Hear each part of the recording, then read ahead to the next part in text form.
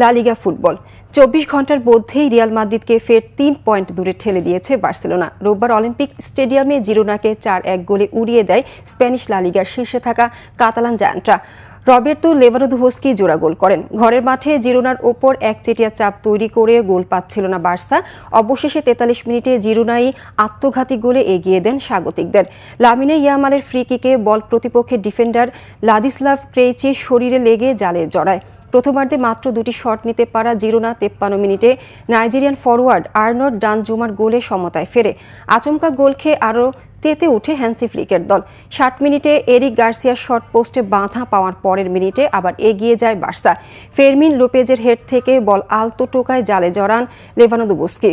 এই Polish striker ৭৭ মিনিটে ফের গোল করে চলতি দিকে তার সর্বোচ্চ গোল সংখ্যা ২৫-এ নিয়ে যান। নির্ধারিত সময়ের ৪ মিনিট বাকি থাকতে ফেররান তরেস স্কোরলাইন ৪-১ করেন। ২৯ ম্যাচে ৬৬ পয়েন্ট নিয়ে ২-এ থাকা রিয়াল মাদ্রিদের সঙ্গে ব্যবধান ফের ৩ পয়েন্ট করে শীর্ষে থাকল বার্সা।